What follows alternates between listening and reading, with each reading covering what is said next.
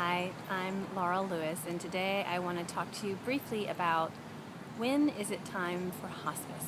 How do you know when it's time to refer somebody to hospice services?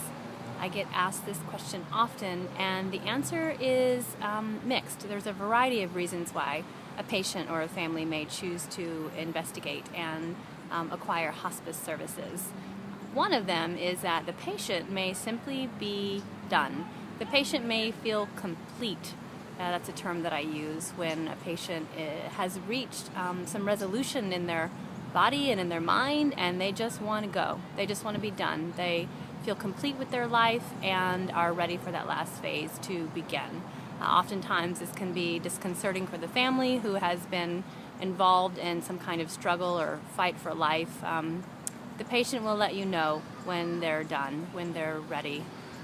Sometimes it's just that they're tired, or we might say that their soul is tired, that they just want to go home and rest. And this is the number one reason I think that most people sign on to hospice care, because the patient is complete, or their body is telling you that it is complete. Which leads us to another reason why someone may choose into hospice services, is that the treatment that they had been receiving is no longer effective. The treatment plan is failing for a number of reasons. It could be that the organs are shutting down. It could be that the treatment is simply no longer effective. It could be that the treatment is creating some cost to the patient, whether that's a physical cost or an emotional or spiritual cost that they are not willing to pay anymore, that the benefit of the treatment is not worth the cost to the patient.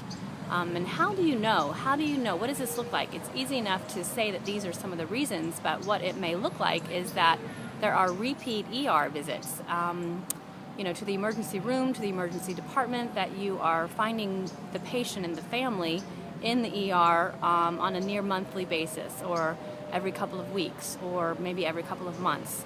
And that could be for infection, it could be for breathing problems, it could be for hydration issues or electrolyte imbalances.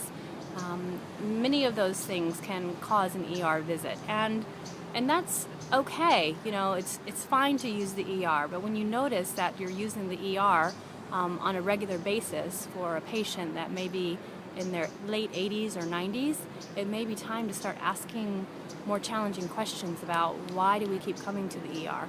Can we cause more comfort or create more comfort for this patient in the home environment? And start a dialogue with your physician.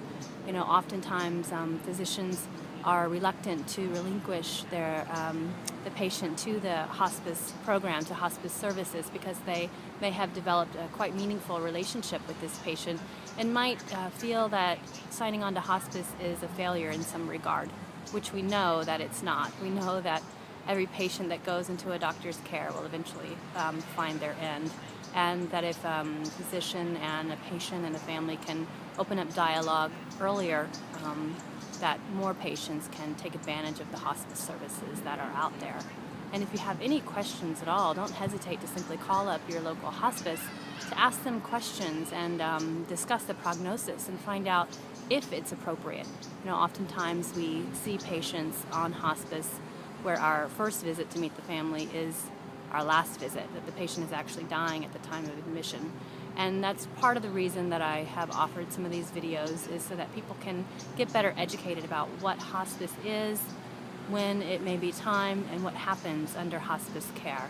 So if you have any more questions, don't hesitate to check out my website, laurellewis.com, and have a very blessed day.